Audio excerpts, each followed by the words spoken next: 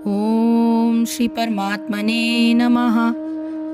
काम क्रोध विमुक्तानां यतीनां येत चेतसाम् अभित्तः ब्रह्म निर्वाणं वर्तते विदित आत्मनां। काम यानी इच्छाओं, क्रोध से विमुक्ता नाम मुक्त पुरुषों की, यतीनाम साधु पुरुषों की, यत चेतसाम मन के ऊपर संयम रखने वालों की, अभित्तः निकट भविष्य में आश्वस्त, ब्रह्म निर्वाणम ब्रह्मा में मुक्ति, वर्तते होती है, विदित आत्मनाम स्वरूप सिद्धों की।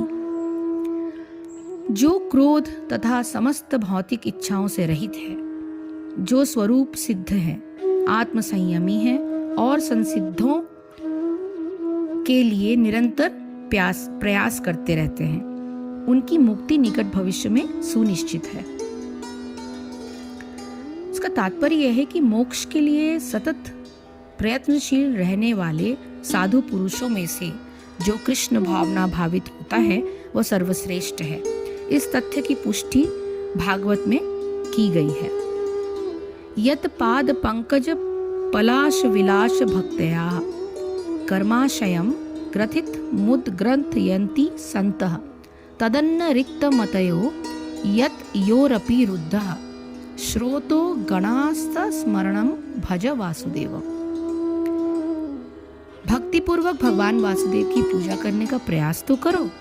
बड़े से बड़े साधु पुरुष भी इंद्रियों के वेग को उतनी कुशलता से रोक पाने में समर्थ नहीं हो पाते जितना कि वे जो सकाम कर्मों की तीव्र इच्छा को समूल नष्ट करके और भगवान के चरण कमलों की सेवा के लिए दिव्य आनंद में लीन रहते हैं। बद्ध जीव में कर्म के फलों को भोगने की इच्छा इतनी बलवती होती है कि ऋषियों मुनियों तक के लिए कठोर परिश्रम के बावजूद ऐसी इच्छाओं को वश में करना कठिन होता है। जो भगवत भक्त कृष्ण चेतना में निरंतर भक्ति करता है और आत्म साक्षात्कार में सिद्ध होता है, वो शीघ्र ही मुक्ति प्राप्त करता है। आत्म साक्षात्कार का पूर्ण ज्ञान होने से वो निरंतर समाधिस्थ रहता है। ऐसा ही एक उदाहरण दिया जा सकता है। जैसे दर्शन ध्यान संस्पर्श है मतस्य कुर्म विहंगमा स्वान्य पतयानि पुषंति तथामपि पद्मजः। जैसे मछली, कछुआ तथा पक्षी केवल दृष्टि, चिंतन तथा स्पर्श से अपनी संतानों को पालते हैं, हे पद्मजा, मैं भी उसी तरह करता हूँ। मछली अपने बच्चों को केवल देख कर बड़ा करती है। कछुआ केवल चिंतन द्वारा अपने बच्चों को पालता है। कछुआ अपने अंडे स्थल में देता है और स्वयं जल में रहने के कारण निरंतर अंडों का चिंतन करता रहता है। इसी प्रकार भगवत भक्त भगवत धाम से दूर स्थित रहकर भी भगवान का चिंतन करके कृष्ण भावनामृत द्वारा उनके धाम पहुंच सकता है। उसे भौतिक क्लेशों का अनुभव नहीं होता। यह जीवन अवस्था ब्रह्म निर्वाण अर्थात भगवान में निरंतर लीन रहने के कारण भौतिक कष्टों का अभाव कहलाती है। इस प्रकार के काम क्रोध से सर्वथा रहित जीते हुए चित्त वाले और परब्रह्म परमात्मा स्वरूप का साक्षात्कार किए हुए ज्ञानी पुरुषों के लिए सब प्रकार से निर्वाण ब्रह्म से पूर्ण एकत्व ही प्राप्त है। सिद्ध योगी को सर्वत्र शांत परब्रह्म की प्राप्ति होती है। कैसे? शरीर में महत्व बुद्धि के होने के कारण साधारण मनुष्य को समय समय पर किसी न किसी अभाव का अनुभव होता रहता है। अभाव का अनुभव होने से उसके चित्त में कामनाओं का उदय होता है, किंतु सिद्ध अवस्था को प्राप्त योगी के हृदय में शरीर का महत्वपूर्णतया समाप्त हो जाता है। शरीर की सारी आवश्यकताएं अपने आप पूरी होती रहती हैं। अतः उसे किसी अभाव होने की आशंका अथवा उसकी पूर्ति की कोई कामना ही उत्पन्न नहीं होती। कामना से सर्वथा मुक्त होने के कारण उसमें किसी विघ्न पड़ने से क्रोध की उत्पत्ति का कोई प्रश्न ही नहीं उठता। ऐसे योगियों को यहाँ काम क्रोध वियुक्तानाम कहा गया है। योग साधना में ही निरंतर यत्न पूर्वक लगे रहने के कारण ऐसे योगियों के लिए यति नाम शब्द का प्रयोग किया गया है। ऐसे योगियों का अपने मन, बुद्धि, इंद्रियों और शरीर पर पूर्ण रूप से नियंत्रण स्थापित हो जाता है। अतः उन्हें यत चेतसाम कहा गया है।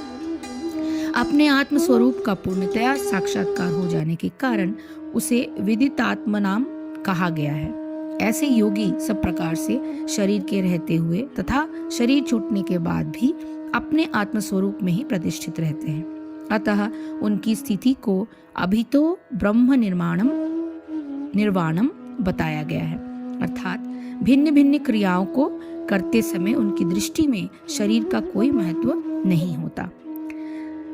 इस अध्याय के जो श्लोक अब तक आए हैं उसमें से एक ही परम तत्व का वर्णन किया गया है, जो ज्ञान योग और कर्म योग दोनों ही पृथक पृथक साधना द्वारा प्राप्त होता है। भक्ति योग का साधन करने में भी कर्मों का आचरण कर्मयोग की भांति ही होता है। उस परम तत्व के ध्यान की अवतारणा करते हुए भगवान अगले 2 श्लोकों में ध्यान योग का वर्णन करते हैं। चित्त की वृत्तियों को एकाग्र कर एक ध्येय तत्व परमात्मा की ओर ही प्रभावित करने को ध्यान कहते हैं। फिर परमात्मा के अतिरिक्त किसी अन्य तत्व की ओर विचार नहीं जाता। इसके अभ्यास से धीरे धीरे चित्त की वृत्तियों का प्रवाह समाप्त हो जाता है और चित्त पूर्ण रूप से एक परमात्मा तत्व में लीन होकर उसी प्रकार स्थिर हो जाता है, जिस प्रकार नदियों का जल प्रवाहित होते होते जब समुद्र में प्रवेश कर जाता है तब समुद्र के जल में घुल मिलकर समुद्र रूप ही हो जाता है। इस प्रकार चित्त की एकाग्र वृत्तियों का प्रवाह ज्ञान योग और कर्म योग दोनों की साधना में भी अत्यंत उपयोगी होता है। इसके अतिरिक्त एकांतिक साधन द्वारा ध्यान परमात्मा से योग होने का स्वतंत्र माध्यम भी है। अतः भगवान ध्यान के विषय में बताते हुए आगे के श्लोकों का वर्णन करेंगे। हरिओम तत्सत, हरिओम तत्सत, हरिओम तत्सत। जय श्री कृष्ण, जय गुरुदेव।